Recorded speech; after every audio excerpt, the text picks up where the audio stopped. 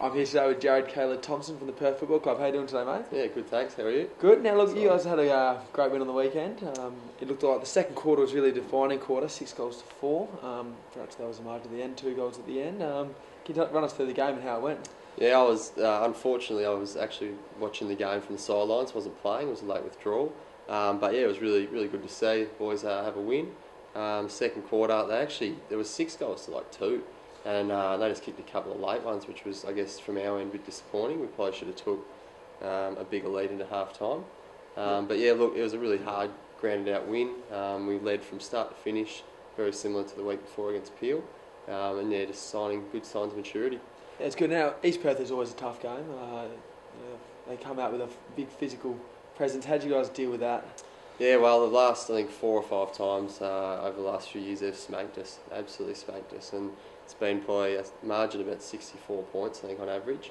So we just said, look, if it's going to come out and they're going to be physical, we just need to absorb it and just play our game style as best we can, and we did that and got the result. That's brilliant. Now, you guys have walked away this year with 8 wins to date, another one this week.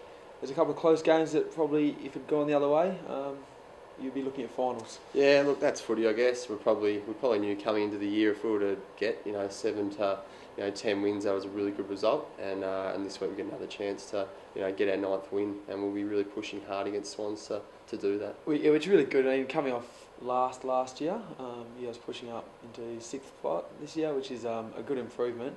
Now you talked about the game against Swans. What's going to make the difference for you? I think probably just sticking to our structures. I know it's a footy cliche, but we've found that when we haven't won the games this year, we've gone away from the things that we do at training and for periods in the game. And we're really just going to push hard for the 4 quarters and look for, just sticking to structures, doing the team things and sticking to our game style for the whole game. And if we do that, and if we don't win, we've done our best. That's right. And 9 wins on the board, a couple of really good seasons for you guys. But tell us a bit about the youngsters coming through. Yeah, so I mean we've got obviously Hayden Busher, who's we're starting to build a forward line around. He's only 20 years old and was best on ground on the weekend. He's had a really good few weeks and he's coming along really well. We've got Michael Florio, who's off to state screening, so he's been travelling really well too. Really long right foot kick and really good player. Joel Leeson, he's up forward. He's kicking goals every week. Exceptional work rate and a massive tank, so he can run all day. And then, there's a number of other boys, but they're travelling pretty well. And do you think that some of these boys might get drafted in the next couple of years? Oh, yeah, for sure. Well, whether or not they get drafted, they'll definitely be looked at. And I think with mature age players coming through now, if you can string 1 or 2 or 3 years of good footy at waffle level together, you're a big chance. And another guy's Matt Rogers, who's had a really good game on the weekend, who's coming along really well. Cool. And now you guys have got some young kids coming through in the Colties.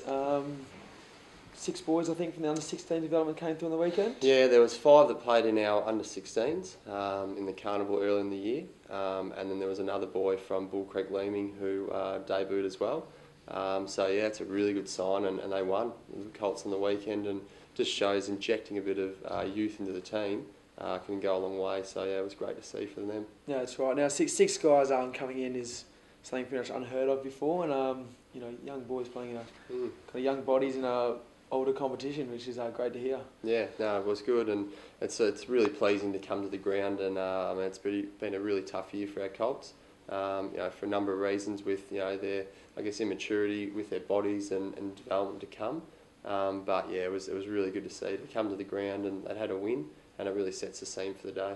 Oh, I think it's important to talk about the next year and probably the years to come after that, with your reserves sitting in 3rd or 2nd? 2nd, I'm pretty sure. 2nd, and your league making massive improvements, and your Colties with a lot of young players coming through. What's in store for the Perth Football Club in the next 2 to 3 years? Yeah, look, our last game's September 3rd this Saturday, and then from there I think it's only about 8 or 9 weeks before pre-season will actually kick off. Yep. Pending the reserves, they're obviously in the finals. They're a big chance to go all the way. Most of the squad will start 8 or 9 weeks, start in November. And it'll be really exciting this pre-season, because when we started the pre-season of coming this year, we were probably just working on really basic things because the squad was so young. And to know that we can work on our game style very from the start of November, it's going to really benefit us a lot. I think that's good as well. So this weekend you guys got Swan Districts at home. Yep, Swan Districts. So for all you fans out there, let's get on down and support the boys. And I look forward to seeing you guys the next couple of years and develop. And I'd say probably next 2 or 3 you might be a premiership chance. Let's hope. Beautiful. All right, thanks for coming in and thanks for your time. Thanks very much. All the mighty demons, and we're filled by one